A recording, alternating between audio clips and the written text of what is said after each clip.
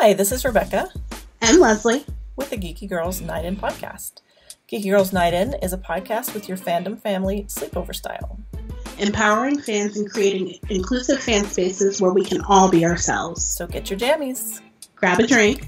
Gather the fur babies. And join the conversation.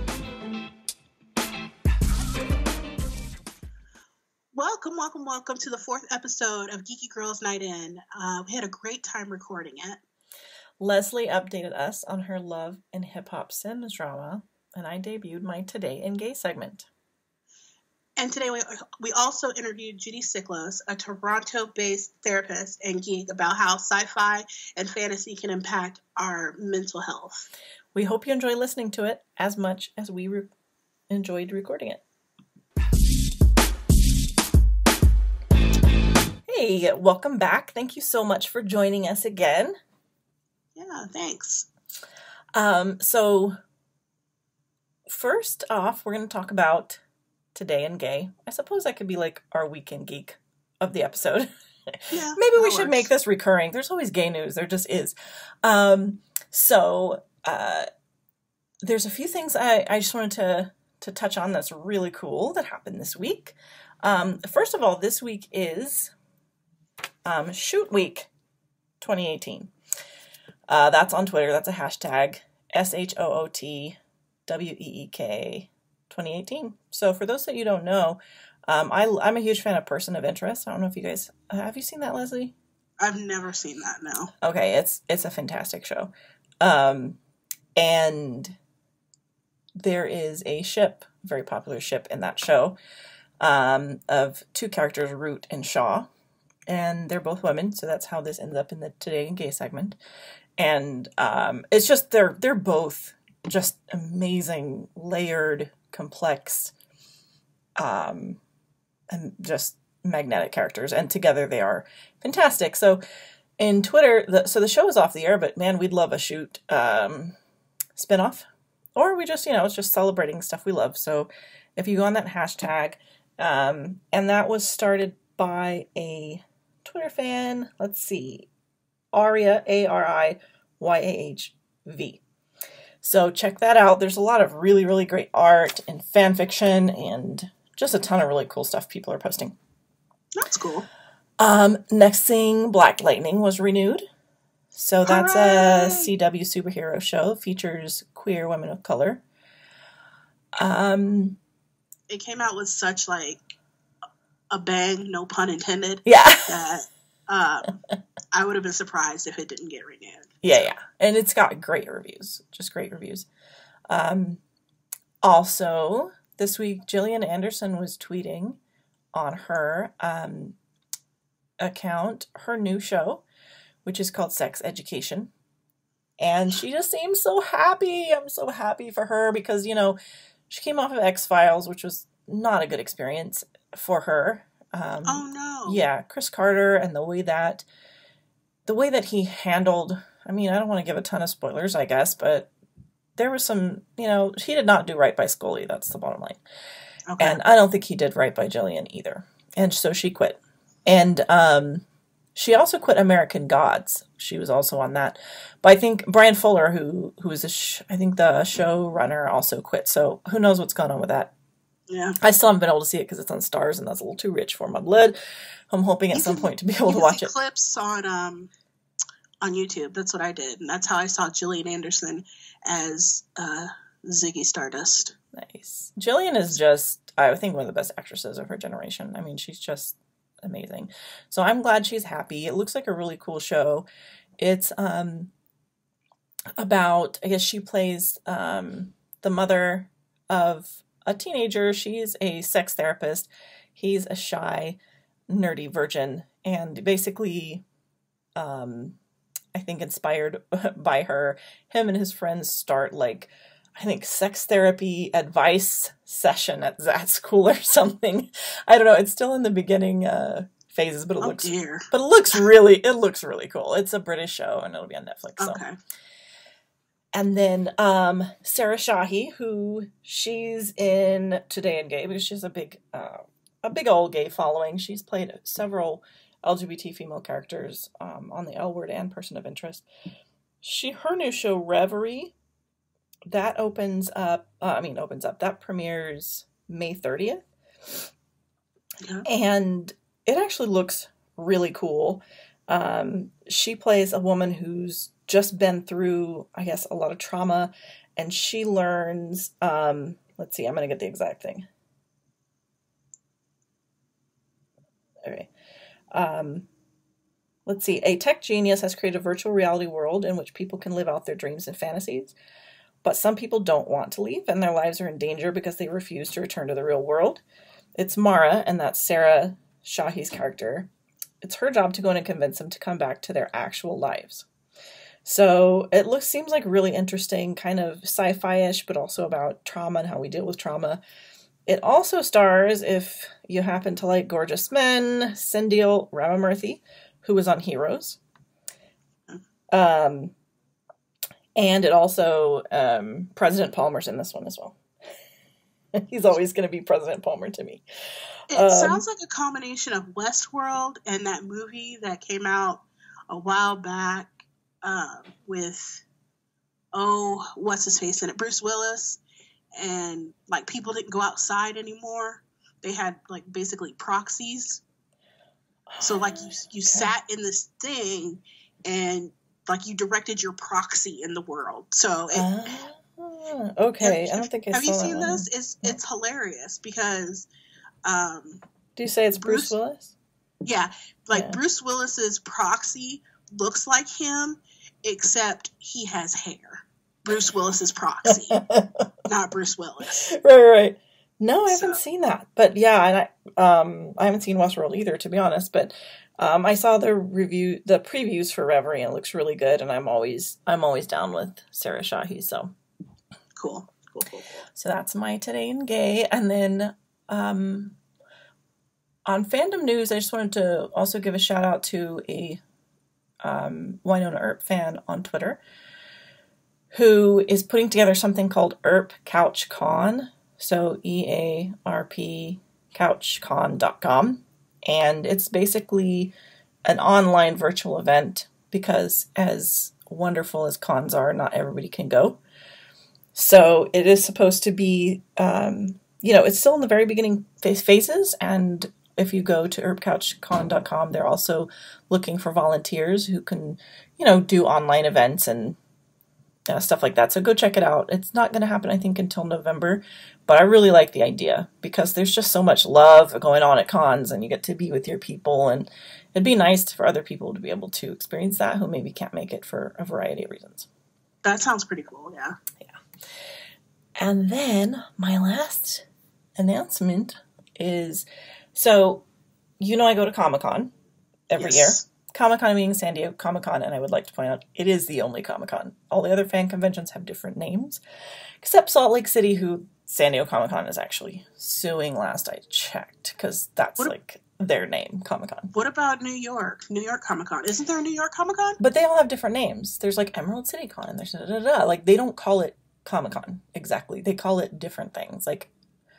There's a ton of cons, but they all have their own names. I swear New York Comic-Con is New York Comic-Con. I don't know. I read that San Diego Comic-Con was suing, I think, Salt Lake City because they just called theirs Comic-Con. I guess they're... Oh, anyway. Okay. So maybe they don't have the Salt Lake City part of it. They just have Comic. I don't know, but it says New York Comic-Con. I don't know. Anyway, but as far as I'm concerned, it's the Comic-Con anyway because it's massive and it's amazing. And I've gone for about 7 years, and there's really nothing like it. I just really feel like I'm on the mothership. You know what I mean? I've landed. I'm in among my people, and it's really. I just can't. I can't say enough about it. So, but it is hard to get tickets because the tickets go fast. They go while you guys are still there. They go. They're gone within. Let's see. I have a buying group of 22 people. It's a whole thing. You've got to have a strategy if you want to get tickets, and even then it doesn't always work. I've managed it, not always in completely above board ways in the past, but I've managed it. But yeah, they sell out in, 30 minutes, they're gone. Yeah. Yeah. Yeah. So, but I did get my tickets this year, almost all of them. I got, I think, Wednesday through No, I got Friday, Saturday, Sunday. Anyway, if you have ever dreamed of going to Comic-Con, go to travelingstories.org, because although the tickets are sold out, they are raffling tickets to Comic-Con. So what they're raffling, it's a minimum entry is $10, gives you 10 entries, which coincidentally is the cost of providing a reading program for one child for 1 month. So Traveling Stories is a nonprofit that makes reading more accessible and literacy more accessible to kids. So travelingstories.org, it's 2 4-day passes to San Diego Comic-Con, so all 4 days. That's a big deal. That's really hard to get. Round trip airfare for 2 within the continental U.S. Lodging for 2 at the Wyndham San Diego Bayside, which, my God, I'd kill to stay there. I go to San Diego Comic-Con every year, but I still haven't stayed at any of the really, really close hotels because... Arm and a leg? Well, they call it hotel apocalypse. I mean, it's another experience where you have to have a lot of luck. And I never have the nerve to wait and see if I have luck, so I always book something before then at the hotels in Hotel Circle because they have free shuttles to Comic-Con. So that would be amazing. I mean, I've bought my raffle tickets, so I would, if I were you, try it. Also, there's a personal tour involved of the San Diego Comic Art Gallery with Ted Adams, CEO of IDW Publishing.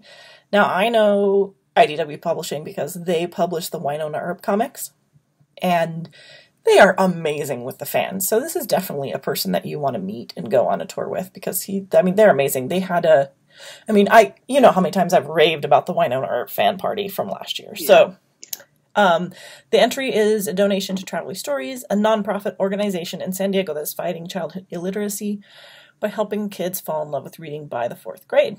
So go do it. I mean, selfishly, I didn't want to tell you guys about this because I want to have a better chance of winning because I want to stay at the Bayside and I didn't get all my days, but but basically, you know, it's for a good cause. We need people to buy up so that there's enough money to you know, carry out their programs. So that is that. Awesome. So basically, I did the sort of Weekend Geek and announcements, and then Leslie, you're going to talk about what you did geeky this week, right? Yeah, so I only have a couple of things, honestly. The first thing is I was scrolling on the internet, and I don't really know how I got there or anything like that, but I got to a page of rodents. Rodents? Rodents, guinea pigs, hamsters, like pictures of them, or yeah. Okay. And it turns out here in Indianapolis there is a hamster sanctuary called the Pipsqueakery. Oh my gosh, that's the cutest name ever. Right. So it's the pipsqueakery.org, and they shelter like small animals. I think the biggest they do are rabbits and stuff like that. And I just wanted to give them a shout out because the owner of the Pipsqueakery, she had I think it was a hamster. Yeah, hamster. And his name is Mortimer. Or maybe he was a guinea pig. Mortimer was a guinea pig. Anyway, Mortimer just passed away. Aww. And like she's absolutely devastated. But the fans of the page have shown up and shown out. Aww. And like have sent her drawn pictures of him. Aww. Like there's one where he's yawning and has his little tooth hanging out. No, and that's he's got on little cute. squash pajamas. And there's one where he's in a stroller with a pacifier in his mouth because that was her baby. God. You're going to Instagram some of this right on our account because I have to see this. Yes, I will. They are absolutely adorable, and I just wanted to give them a quick shout out. So nice. If you have any extra coins lying around, maybe throw a few to the Pipsqueakery because she's doing the work. So there's that. And I haven't done a whole lot geeky. By the time you guys get this, it'll be Wednesday. This Monday, I actually had off for Memorial Day, and I played The Sims. So now we're going to have a quick edition of Love and Hip Hop, The Sims. Yes. So you were playing yesterday when we were taping the interview, and I called you and you were like, oh no, I got to save The Sims. What was going on here? So So I think the last I talked to you guys about it, they were living in a high-rise apartment. There was 8 people in the house, and I was trying to care for everybody. But, you know, the kids grew up to be teenagers, and they could take care of themselves, and then they could take care of some of these kids, Duggar style. Wait, so this is your, like, your family, or? Yeah, this is the family. So when I started out, remember, I had the character that was named after me. Right. And her husband. That character has died. Which one? The first character I started with. So the Leslie character. They die fast. Yeah, you kind of, sort of, but how's my Lin-Manuel Miranda look-alike doing, by the way? I haven't seen him in a while. I think he might be dead. Oh, Jesus Christ. These people don't live very long. Well, they die, but, like, they come back as ghosts. Oh, my God. Okay. And if you don't fortify their relationship with the earth, they drift off, they go away. But, like, my ghost has been hanging around forever. And, like, anytime any one of my Sims goes out dancing, she's there dancing. Shut up. Yeah, she's there dancing with her husband, having a good old time. If you look on my personal Facebook page, and I'll post this to the Geeky Girl Guy page, there's a picture of that original Sim, Ghost Sim, dancing. Because I took a picture of it. So, no, I have to say, since I have never played The Sims before, my brain is really filling in what this would look like, just out of my sheer imagination. So I can only... There's a couple of things you need to know. So, when they're a ghost and they're feeling some sort of way, they kind of change colors. So if the ghost is feeling flirty, it's a light pink. And if it's happy, it's a light green. If it's feeling confident, it's a light blue. So we have moved into a house because the apartment situation was getting kind of crazy. Our next door, like, we were fighting with our next door neighbor. And because, like, they were saying we were too loud because my kids like to play violin at 4 o'clock in the morning. Well, obviously, yeah. Right. So we moved into a house. Things are good. I bought a rocket. A rocket? Like a rocket ship? Yeah. Like, you can buy a rocket kit in this game and can build you a go rocket. to the moon? Yeah. You go up in space. Oh, you don't get to see what they see in space. But there's, like, little questions you can answer. And the character that I chose to play out of the 2 kids that the original Sim had, she's a genius. So that was one of her goals, was to build a rocket and launch it. So she did. They must be what the Black Panther based the princess character off of, right? You would think, but it's crazy. So she's elderly now. She's had her elderly birthday, and one of the things about The Sims 4 compared to The Sims 3 or even the original Sims, when you got older in the previous Sim iteration, you just didn't know when you were going to die. You just died. Like, the Grim Reaper showed up, and people started crying, and that was just. But now they send you notices. What? Like, in the game, and they're like, well, their time's coming soon. You might want to wrap up all your incidentals. And I'm like, what? Okay, so she's about to die. So the daughter of your original character is about to die. Yeah, she's elderly, and so is her husband. Okay. And at this point, so they've had 6 kids. Well, they have had 6 kids. We'll get there. So the 3 boys are gone. I had 2 move into a house by themselves, and they got a job so they could decorate their house. And then the other one grew up, and I was just going to keep him there, but, like, I gave him the jealousy trait. And if he's not with his significant other after X amount of hours, he gets tense. And he brings down the vibe in the house. So I just moved him over to his girlfriend's house. Well, I thought you wanted the drama, Miss Love and Hip Hop. I did, but he was just, like, kicking stuff and getting all angry. Plus, if I got him out the house, I could get a dog. Oh, well, that's, yeah, okay. Right. Good choice. So he left. He's with his girlfriend. They just had a baby. The 3 girls are left. They just grew up before I came down to record this podcast. So they're adults now. And the dad, like, you want to talk about some drama? So the two boys that moved out, remember, she had those by a different person. It's just that he turned elderly and died before they could get married. Okay. And so they called the house and they were like, hey, to the stepdad, you want to come over? Now, another thing about the moods in Sims, things can affect them. So if you're watching a romantic show on TV, if your Sim is watching a romantic show on TV, they feel flirty. And you have to watch that, especially if they're married. Because if you have, like, I have free will turned on, so they can go do stuff that they want to do. And so they might cheat if they're feeling flirty. Is that what you're saying? Right. Okay. So I didn't know he had been watching the romantic channel before he went over to his stepson's house. And so he gets over there and immediately starts flirting with his stepson. Leslie, what kind of Sims are you running over there? Oh my God, why are you being creepy? That was complete free will. I didn't see that. What are these Sims like demon possessed? What's going on? No, and see, like, if your Sim if the other Sim doesn't like or doesn't want to be flirted at, like, the situation will turn awkward. Like, the conversation will say awkward conversation. No, the other dude liked this. And No. So, like, he's at least not a minor, I hope. Jesus Christ. No, they're adults. And so, like, I hurried up and I clicked and it said, like, there's an option that's like, let's just be friends. So I clicked that, and now they're mad at each other. Oh no! You had to rush in and click "Let's just be friends" before the stepdad steps. Right. Oh my God! Oh, so it gets so much better. So then he gets invited to a party.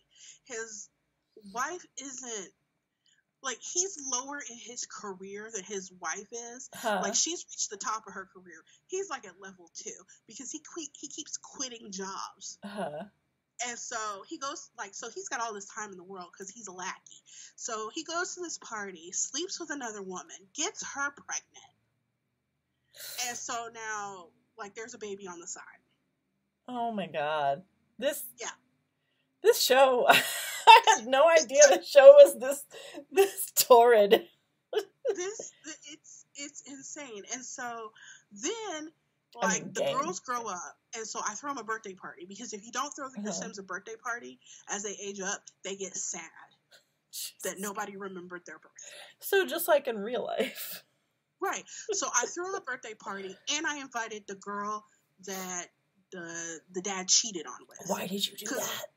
Because, I mean, she's a sibling now. Like, y'all got a half sibling now. Y'all need to get together and be friends. But the wife doesn't know what's going on. Right. So they end up sleeping together again upstairs, and she's pregnant again. So you need to start taping your screen, and you need to start adding some theme music, because I feel like this would be, a really good Geeky Girl spinoff. People do that on YouTube. There's tons of that. I used to follow. Well, I still follow, but I haven't watched hers for a while. Heartbeat. That's it. Her name's Heartbeat, and all of her Sim stories are lesbian Sim stories. Lesbian again. That's all she deals in. Because that's what she is. That's all she deals in. I love that. That is it. It is kind of like your own reality show, right? Because in reality shows, like, it's scripted in the sense they say this is what this scene is going to be, right? And they ply them with alcohol, but in the end, there's a little bit of free willing there. It almost seems like it is like your own reality show. Exactly. And, like, Heartbeats is 10 times better than mine because, like, she writes a story out. Really? Yeah. So, like, she wrote the story about how the two got together. Like, they went to high school together, and Bettina, I forget what they call her now, like Bet is what they call her now, but Bettina was straight back in the day, and, like, her boyfriend abused her, and her old friend came and was there for her, but it turns out her old friend was also kind of an escort on the side and got pregnant by one of her Johns. And this is like a whole ass art form, like writing your own show and acting it out in Sims. Absolutely amazing. Wow. Okay, I'm definitely going to be checking it out now. That's for sure. So that's Love and Hip Hop Leslie. So Nice. Well, I know people who've been listening have enjoyed the Sims stories, of course, it's good that we got that update. Oh my gosh, I love it so much. And that reminds me, the Sims 4 Seasons is coming out soon, and I know a ton of people are excited for that.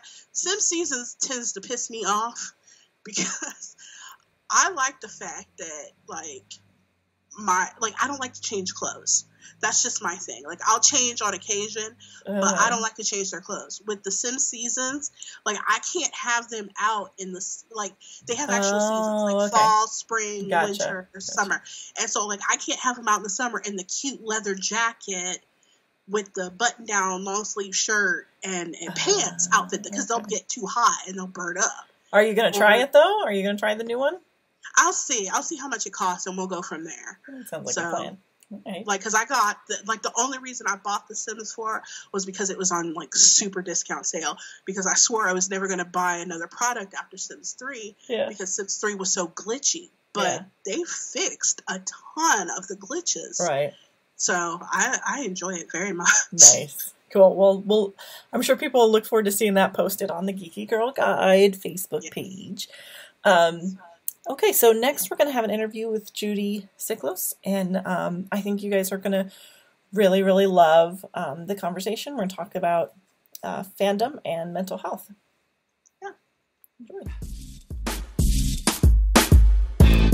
So today we have the pleasure of speaking to Judi Siklos. She's a Toronto-based psychotherapist and geek. Would you say that's fair, Judi?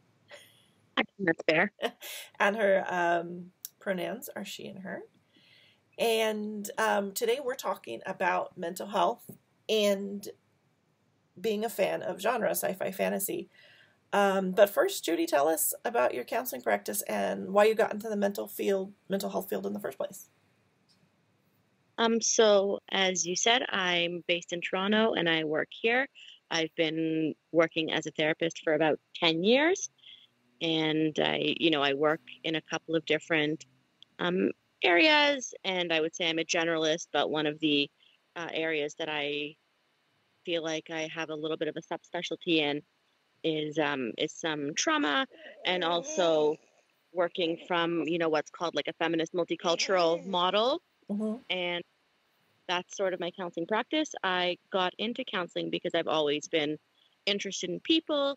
I've always liked talking to people and listening to people, and being privy to their stories. As a child, I was someone who people gravitated towards when they had difficulties. I liked helping people. I mean, in the limited way that you do as a child. I was that kid that if there was a new kid in school, the teachers would send them to me to introduce them and show them around. So I think I've just kind of naturally gravitated to that. I also just like the geeking out over the science of counseling and therapy and the history and all of that. It's such a rich history and I really enjoy it. So I guess that's me. Awesome. So this is kind of a wide question, but what are you a fan of? So in terms of genre, what Rebekah was saying, I think sort of my first introductions to fandom, although at the time I don't think I would have called it that or viewed it like that. I guess as a kid I was really into Sailor Moon and some of the anime stuff. Then through high school I was really into Buffy and anything in that kind of Sweden wheelhouse. We connected, I mean, through a number of different avenues, but most specifically through the supernatural fandom. Yeah. So that's sort of the more recent stuff, and I think that those are the biggies that we can think of. I enjoy I enjoy other sci-fi fantasy, but I'm not diehard in terms of any of the others. Although I do like, I mean, I very much enjoyed recently both Wonder Woman and Black Panther, and Yes. I've always, you know, I've liked, you know, those types of superhero-y things. Sure. Nice. Yeah. So kind of what prompted this interview is just the question of, you know, when I go to conventions or I'm online, so many fans say, I mean, all the time, they say to someone, your sci-fi fantasy show, book / character / art saved my life. And to someone outside of sort of these types of fandoms, it might seem unusual. How does a seemingly fantastical show that doesn't seem particularly rooted in reality, you know, there's probably dragons or maybe there's time travel or whatever. So how does that actually help an individual with real mental health issues? Which actually reminds me, I'm a huge Game of Thrones fan, and you know, it's way back when, but I guess it's been out of sight, out of mind a little bit. But the dragons part reminded me. Yes. So how does sci-fi fantasy connect with mental health? I think in large part because a lot of sci-fi fantasy, a lot of fandom stuff is at its kind of most superficial, the surface level.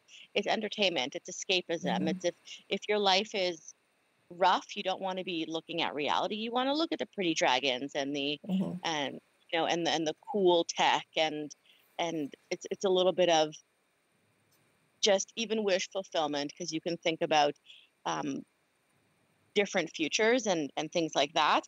I think at a more on a deeper level, sci-fi and fantasy has always been very allegorical, and it's dragons or spaceships or wizards or vampires on the surface, but if you scratch that surface even just a little tiny bit, it's about being an outsider. It's about feeling like a monster. It's about exploring the world. It's about family and connection, and you know, saving people or fighting the good fight, wanting to be doing something meaningful in the world.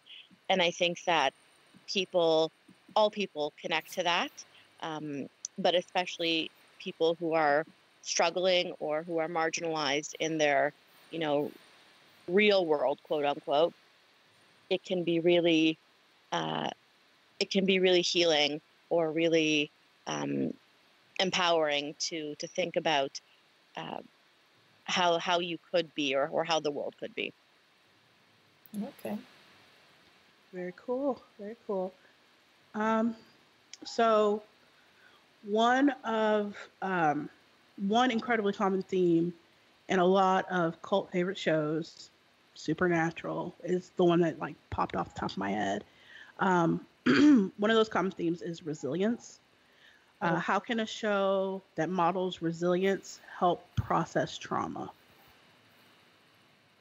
Well, I think, you know, in all of the, like, if we look at Supernatural, or we look at Buffy or any of these shows, it really is about awful things happen, and awful things happen all the time, and awful things happen to people that you love, and you don't give up, you keep going. Mm-hmm. And I think that, you know, in those shows, those awful things are fantastical, but it can very much be translated to, as you said, people who have trauma or who have difficulties in their life. It's the idea that bad things happen, but I can keep fighting. And I think it's isn't it from Supernatural, the always keep fighting? Or It is. Yeah. It is. Yeah. it is. And I think that that's a really powerful idea, especially when you're in a rough spot. Absolutely.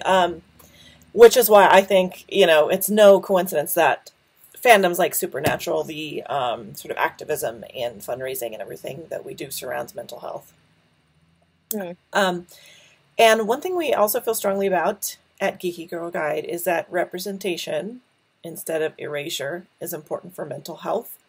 You know, for example, obviously there's a lack of diverse characters in many of our favorite shows and movies and things like that, and that representation is a different way, and that can be very important for people's mental health. Would you agree with that? And if so, why? Absolutely. And I think that, you know, historically, Buffy was really bad at representation, and Yeah. Girl in modern day is probably even worse. And it's something that the show has received a lot of criticism for, and the fandom is pretty vocal about that. And I don't know if they're aiming to do anything about it. Haven't in 13 seasons. So Well, maybe we'll get Wayward Sisters, and that could help. But you know, so we'll have to see. But I think that personal representation, again, it's something where if you see yourself being the hero, if you see yourself being strong, or you see someone who looks like you, then that's really empowering. And I think that if we look at the response most recently to Black Panther, it's been amazing, and it's shown in the box office. It's done phenomenal, but also just, you know, for me, and you know, me as a, you know, white person, doesn't really matter what I think about it, but I loved seeing the pictures of people, Black people, going to openings and screenings of Black Panther in like full African dress, or little children dressed as characters from Black Panther. And I think that is so empowering when a child sees a hero who looks like them. And that's something that helps us aspire, and that's part of health. Yeah, absolutely. I was pretty excited about Black Panther, you could say. Just a little bit. Yeah, just a teensy tad. Just a teeny tiny bit. Have you ever had a piece of entertainment, art that helped you personally, and how did it do that for you, if so? So, you know, I think in the past we've talked a little bit about this. It's interesting watching and rewatching entertainment or media at different times in your life. And I watched Buffy as a teenager, from a very kind of, you know, sort of normal teenage sheltered kind of way, and I liked it. And there was, you know, there was a lot of themes. I was, you know, I never felt like a really popular or you know, cool kid. And so the Scoobies, who were weird, nerdy outsiders, but they were still pretty awesome. That was something that felt really good at the time.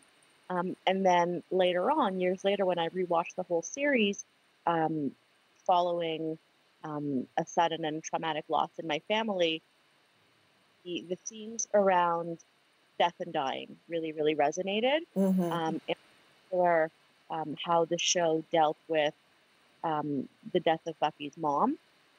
And yes, oh God, that episode. Oh God, you know, for a supernatural show, it was one of the most real and honest and authentic portrayals of death and loss. And that episode, The Body, is considered one of the best episodes of Buffy. Absolutely.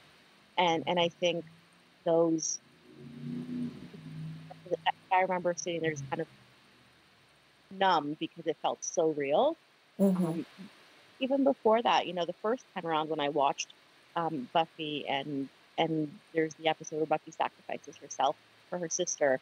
Yes. I think it's the gift, right, Rebekah? I don't know. Yes, it is. Season 5 finale. Like, I remember feeling real loss around that, and feeling kind of in a haze and grieving and numb for days afterwards, and going into the new season, like, okay, what's going to happen here? And so just when you see, you know, when you have trauma, whether it's traumatic loss or any other kind of trauma, you feel really broken, and you feel really crazy, and you feel like no one gets you. At least that's how a lot of people feel, and that's how I felt. And seeing your process mirrored in a show feels really validating. Yeah. And it feels really like it for me anyway. It felt like, okay, I'm not crazy. I'm grieving. I'm sad. I feel these things, but I'm not falling apart. And or even just the idea that maybe I am currently broken, but I won't always be. Yeah. And I think, as much as it was sort of a silly episode with a lot of levity, the musical episode of Buffy really encapsulated that you're sort of going through the motions, or you're just kind of faking it till you make it, but then you recover. And that's really, and I think that's something that's really powerful, and has, that was something that helped process. I mean, among other things, I think a lot of, in many ways, it was also escapism. It was kind of like, okay, well, I'm just gonna binge watch this show again just to shut my brain off. Yeah. And so it was that element as well. But I chose to binge watch Buffy of all things. Like, binge watch Friends or something like that. I binge watched Buffy. So there's that. So I've been thinking about this, and a piece of art or entertainment that helped me personally, and it was odd. The first thing that came to mind, have either of you seen a movie called Mr. Holland's Opus? I haven't. Okay, so this is my jam. I'm a former band nerd. Me too. What'd you play? Who'd you play? I played, first I played flute, then sax, then French horn, then sax again. All right. Choir and show choir. So. Nice. Yes, I did choir 1 year, like I think my senior year. My doesn't just stop with TV. I played clarinet. I started out in clarinet, and I started 2 years behind most people. But I started in the 7th grade. By the time I reached 9th grade, I was already first chair, though. So there was that. And then I moved to bass clarinet for concert band. And then at my school, it was a rule that you had to march at least 1 year in marching band before you were eligible for any concert bands. And so I did marching band for 2 years, and I am quite accident prone and should not be walking and playing an instrument at the same time. And so I got regulated to the pit, which are basically instruments that don't move on the field. They're towards the front. And so I had to learn how to play the xylophone. And basically all percussion instruments. I learned how to play percussion. But the whole thing with Mr. Holland's Opus is the fact that he didn't want to be a band teacher. It was just a gig until he could, pursue his dream of writing music and being famous. But the gig kind of stuck with him. And towards the end of the movie, you see, because in the beginning, like, he left before the students did. Like, the bell was just ringing and he was in his car gone. And at the end, he was fighting for his job. So, but you just kind of I kind of fell into IT, it's something that I've always been decent at, taking things apart, putting them back together again.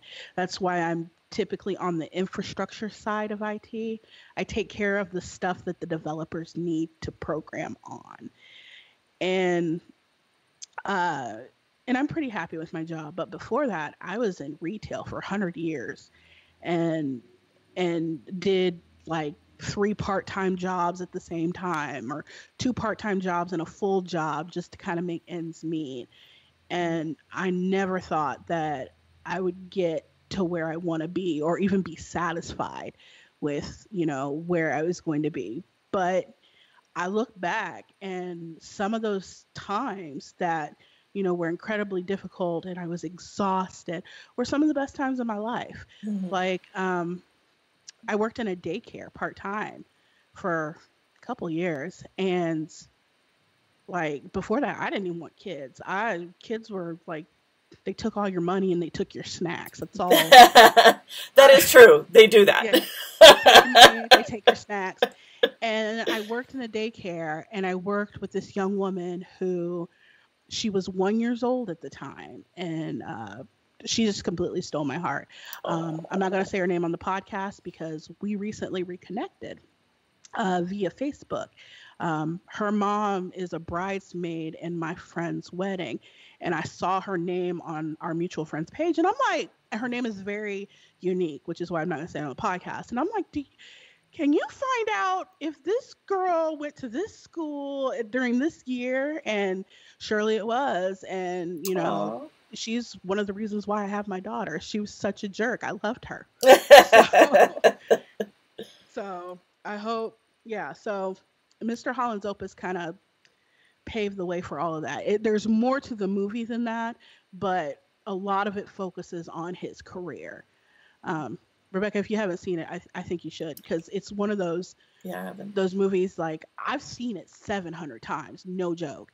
But every time I see it, I cry. Frankly, next. I might have to rewatch it. Yeah, I'm going to have to rewatch that.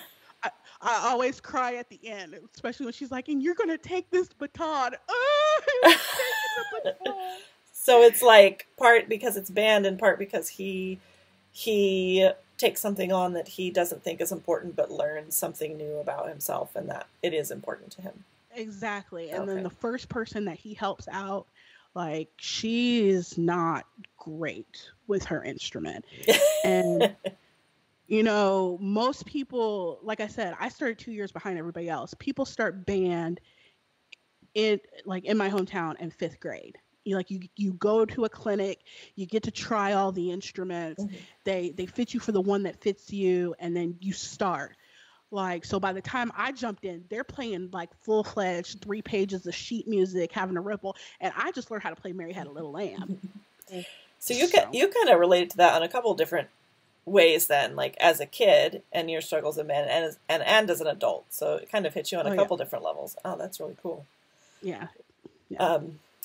I would say, you know, not to be repetitive, but mine definitely has to do with Buffy. I think probably one example I could give for me. So you guys know, I think you guys know, like I think I talk about it enough for that people know, but, I have a major, depressive disorder, major atypical depression, and I've dealt with depression, PTSD, anxiety disorder, pretty much for about 25 years, since I was a teenager.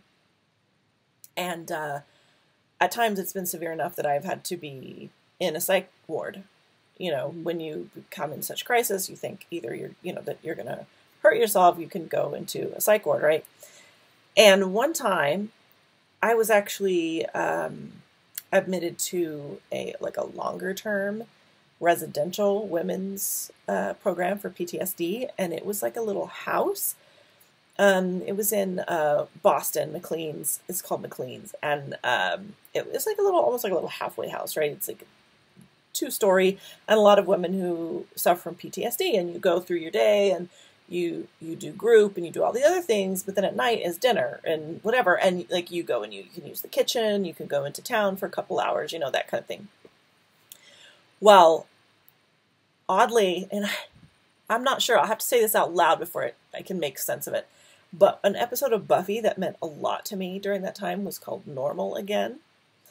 And it's an episode where Buffy is in a psych ward. And the setup of the episode is this whole Buffy the Vampire Slayer thing cannot be real. Like, it has to be a delusion, you know, or some kind of, you know, maybe she's schizophrenic. Like, clearly this is not real, right? And so she's in a psychiatric ward, and her mom is alive, and she's trying to, like, get back her daughter from her delusions, which is the world of Buffy the Vampire Slayer. And so, in the show, she had been stabbed by some monster that had some kind of poison or something. So the question as you're watching it is, which one is real? This monster stabbed her and it's poison, and that's why she's having this delusion that she's in a psych ward? Or is the psych ward real? Her mom's alive and she's likely suffering from schizophrenia. And I mean, it's a dark episode, although there's some completely just darkly humorous moments when she can't decide which world is real. And at the end, she makes a choice. Is it the correct choice? They kind of leave that to the viewer, but it's the correct choice for her. Of course, she goes back to her world of Buffy the Vampire Slayer, and then you see in this other scene, spoiler alert, I'm sorry, but it's like 20-year-old show. You see her kind of drift away, like she's in the psych ward and they're trying to get to her and talk to her, and she's clearly chosen her delusion, right? So for whatever reason, this seemingly very disturbing episode, I don't know why, it felt very comforting to me. Maybe because Buffy had been in the psych ward, maybe because, I don't honestly know. But I actually, at that time, it's not like I had a smartphone. I don't even think I had a laptop. It was only a little over, 12, 13 years ago. But you don't have all of your belongings with you necessarily there. But I had, they gave us time, so I went out to town. I went out into Cambridge and bought the DVD of that season. And came back, and I made what I called at the time my heartbreak brownies, which is brownie mix with fudge, with marshmallow fluff, with more fudge, with nuts. Oh my God. Yes. And I sat by myself in our little, shared living room with my heartbreak brownies and watched that episode 3 or 4 times. And, Judi, you probably know better than I, being a therapist, what that's all about. But you would think, that would be more of an upsetting one for me, but it wasn't. There was just something about seeing Buffy in a psych ward and then knowing that she'd been there and she'd made her choices and that she was Buffy. She was my hero, And so, I don't know. I'm still a little puzzled about that, but I still find that episode very comforting. Awesome. I really need to watch Buffy the Vampire Slayer. I keep saying that every time you bring it up, and I don't watch a whole lot of TV unless I'm down in the basement on the treadmill. But Yeah. I promise I will give it a shot. So. Okay. Judi, I know that art therapy is widely used. When I went to therapy, they have an advertisement for it, up in the vestibule. What about consuming art therapy? Do you see any movements in the mental health field to incorporate healing or uplifting aspects of sci-fi, fantasy, art, entertainment into treatment or self-care? And if they don't, should they? And how would that work? So I'm not an art therapist. So I'm not going to say that I'm necessarily the most up to date on current trends in art therapy. But it's not something so consuming art therapy is not something I've seen. I think that I'm a believer that anything that we do that is healing is therapeutic, and it's not about the act or the substance or I think that anything can be used in a healthy way or in an unhealthy way. And you can consume food in healthy and unhealthy ways. We can consume media in healthy and unhealthy ways. We can spend time in healthy and unhealthy ways. So I think that media and whether it's sci-fi or anything for that matter, it can be used as part of healing, and it can be used in unhealthy ways, in obsessive or compulsive kind of ways, or ways that get in the way. If you're watching you know, you're binge watching something to the point where you're skipping work, or, you know, not feeding your kid, or, you know, it's getting in the way of your life and it's unhealthy. But I think that consuming art, whether it's, you know, media or books or what's it called, fan fiction, or anything, like, it can be a part of healing. And I think that, you know, especially, like, there is a fine line between creation and consumption, Mm-hmm. because a lot of people in fandoms do both. Yeah. And, you know, some of them do it in very formal ways, whether it's you know, fan fiction or fan art or things like that. But I think most of us do it in informal ways, whether it's Mm-hmm. just kind of fantasy storylines, or reflecting on a show or a character. So it can be very very healing and very positive to sort of rewrite narratives. And I think one of the Absolutely. reasons we do things like fan fiction is that they don't like the way the story ended, or they don't like the way the story unfolded, and so they want to take some control and take some ownership, and and make it better for them for whatever reason. So again, I don't know that I would necessarily say that consuming any kind of media is inherently therapeutic. But when we think about things like self-care, or we think about things like how we spend our downtime, what do we do for fun? Mm-hmm. I think the things that as adults we forget is play. And, Absolutely. and one of the most healing things in the world is laughter and play. And it's one Yes. that as adults we tend to deprioritize the most. Mm-hmm. Um, it isn't, you know, just philosophically, like, if you look biochemically, like, you know, the biophysical reactions to trauma and stress, one of the best ways to counteract, you know, physiological hyperarousal is through laughter and play. Yeah. It's also through, you know, interpersonal connection and physical activity and movement and things like that. But play, fun, one of the best ways to reduce stress. And I feel like And that's if the one we forget the fastest as adults. Absolutely, and the idea of doing something for fun seems so indulgent or frivolous, when it is super, super important and healing. And so when I talk to my clients about managing their stress, or dealing with difficulties in their lives, it's very easy in therapy to get caught up in the negative, and to get caught up in the problems that people are dealing with. And obviously people come to therapy to work through their problems. But I find it really important to spend a good chunk of time on, okay, well, what's going well in your life? What do you enjoy? What gives you meaning? What do you do for fun? Mm-hmm. Um, when do you feel good? And for a lot of people, I feel good is tied to, I feel good when I'm reading. I feel Mm-hmm. good when I'm watching my favorite show, or I feel good when I'm going to a convention or Yeah. engaging in fan stuff. I feel like I'm with my people Yeah. when I'm doing these things. And so again, the consumption and the creation overlaps a lot, Yeah. but it can be a really important part of self-care, and again, self-care is a buzzword that is very overused nowadays. But just thinking about what are the things in our day-to-day that replenish us, that make us feel good.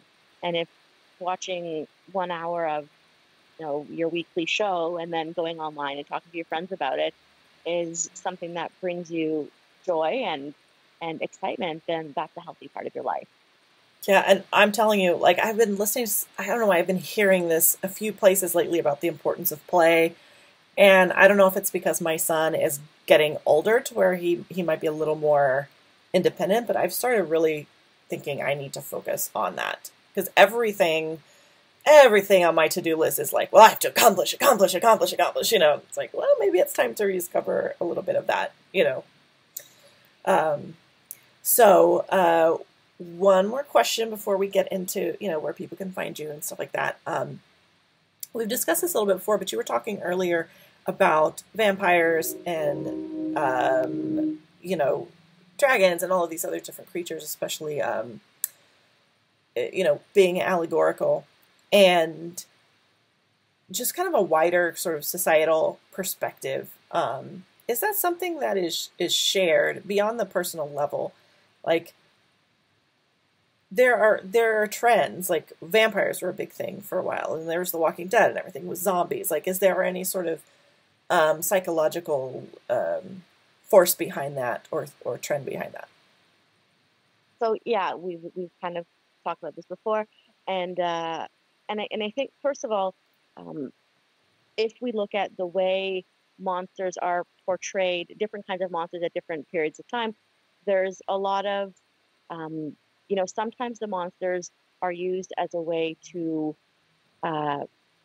further marginalized groups, and sometimes are used as a way to humanize, or aliens, like monsters, aliens, they're used to humanize marginalized groups. And it's something that I think in particular, X-Men and True Blood, there's like, it's very thinly veiled. Yeah. Depending on around homosexuality, or in Harry Potter, when you think of the idea of a mudblood, that's like, it's Harry Potter code for someone being a half breeder, or not pure blood. And it's I think that fantasy and the storytelling serves as a way to highlight how we dehumanize humans. I also think that historically in psychology, starting way back with Jung, there's been archetypes, and there's common themes throughout, cross-culturally, about shadow worlds, and monsters and demons, and the roles of monsters and demons in kind of, and again, I'm not an expert, in cross-cultural things, or like in how this might manifest in cultures other than my own, but using fantasy to represent humanity is something that existed, from Frankenstein. Kind of the origins of monster lore, and what we've talked about in the past is that different trends happen at different times. And for example, the trend that's been noted is that in times of economic crisis, zombie lore tends to come to the forefront. And as we saw, the economic crash in the past few years, and sort of the upswing of things like Walking Dead and zombie lore, and then things like vampire lore tends to really peak when there's health and sexuality related crises, whether it's the AIDS epidemic in the 80s, or the black plague. I can't speak. So it becomes kind of an outlet for our fears, and it becomes a way to, in sometimes wish fulfillment, but also sometimes really highlighting the world is falling apart, and there's turmoil, and I feel unsafe, and so we look at it. We have zombies and prepping, and like there's no prepping with vampire lore. Why do we do that? Yeah, I think it's because zombies, like, you can hide away from zombies, but in vampire lore, like, they can find you no matter what. So there is no amount of pork and beans that is going to save your ass. We need that on a t-shirt. There is no amount of pork and beans that is gonna save your ass. I do definitely see that a lot of our entertainment, definitely reflects our sort of shared anxieties, because my theory right now, if you look at a lot of the movies that have come out the last couple of years, whether it's Thor Ragnarok, whether it's Wonder Woman, there is a really, really deeply seated disillusionment, themes of disillusionment. And I do think after the last election in the United States, which, as we know how that ended up, and who we have in our Oval Office at the moment, there were a lot of people who were like, I had no idea all of my fellow, like so many of my fellow human beings could fall for that, could go down that road, could be okay with that much, in-your-face racism. And so I do think there was, for a lot of people, there was a shared disillusionment. Now, I'm not saying everybody. There was other people that were like, oh, this is news to you. But I do think there were, I do think there were enough people who were deeply disillusioned that a lot of these, like Thor Ragnarok, when they start tearing back the mural, did you guys see that movie? Mm-hmm. And it hit their Thor and Loki's, evil big sister was like, oh, you think that he got power by being a nice person, huh? Is that what you thought? Like, that is not how this happened, and then, they're plastering the mural over it of everything nice. And it's like they find, and then with Wonder Woman, her disillusionment in that moment, when she realizes humans are just garbage. They're not under anybody's spell. Like, I swear I was sitting in the theater just holding my breath at the second I knew she was going to realize that human beings were really that terrible all on their own. Like, I felt it with her, because I do think like a lot of us are feeling that, at least here in America. And then I know in the UK they had Brexit after that, and there are just a lot of things that people were like, hey, I didn't know my fellow humans were this terrible. And I do think, like, when you see a lot of these blockbusters, I'm seeing this vein of disillusionment, of learning that your elders and your heroes are not what you thought they were. And I find it really interesting. And I think that, that's something that, in particular in the X-Men series, the movie versions of it anyway. I'm not a comic book reader, so can't comment too much on that. But there's been a lot of comparisons, with X-Men. There's Magneto, and Professor X, and it's how it's the Malcolm and Martin, and how do you deal with how do you enact social change?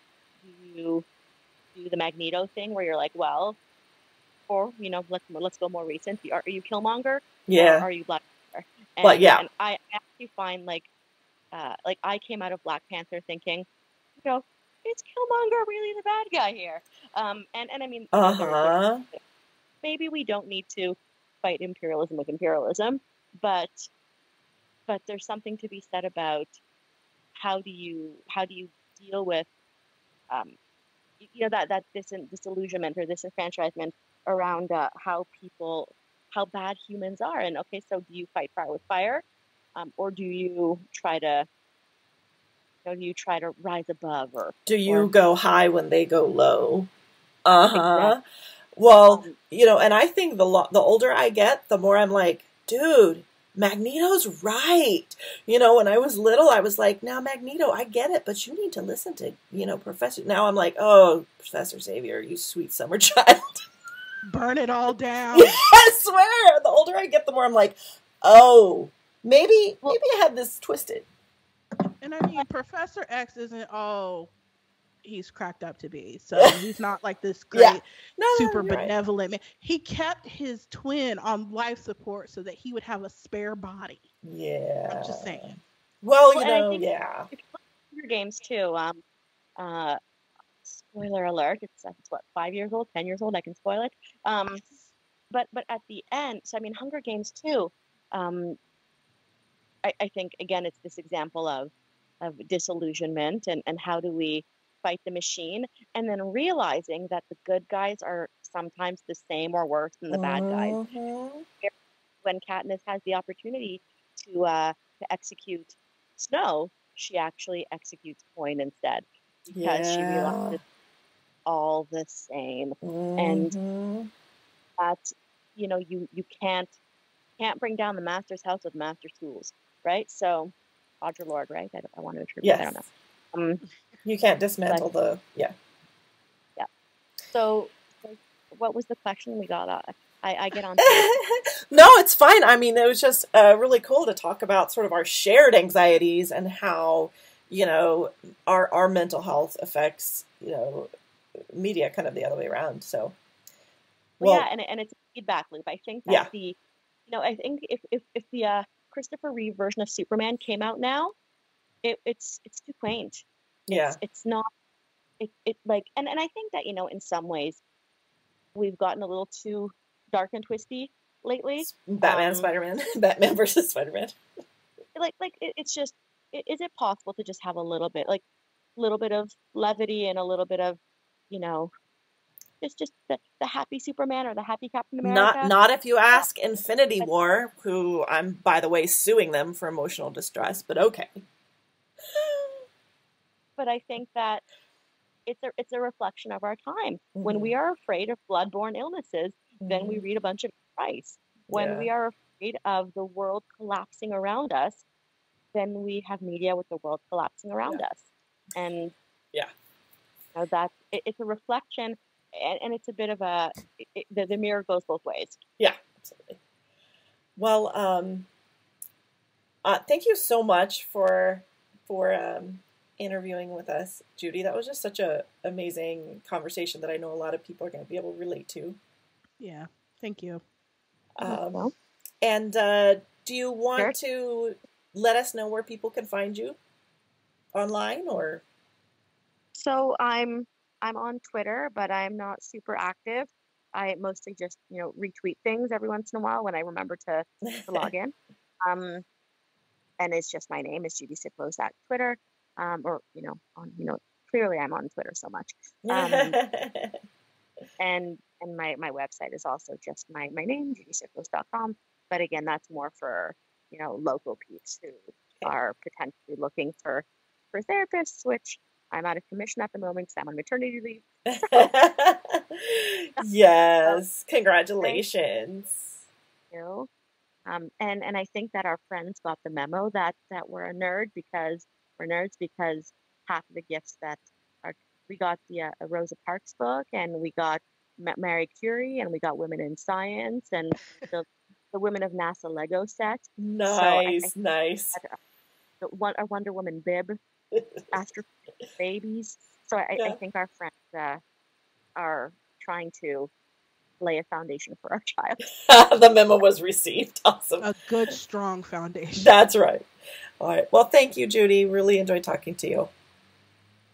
Great talking to you. Bye-bye. Bye. One of the things that I loved talking to Judi about was the piece of art and entertainment that affected me mental health-wise, being Mr. Holland's Opus. And I just really love that we're talking about mental health and fandom. I think this is a very rich area of discussion, and we'll be talking a lot more about it. Okay. Please email, tweet, or call us if you'd like to share any TV, movies, books, anything that's made a difference in your mental health journey. Thanks so much, and see you next week.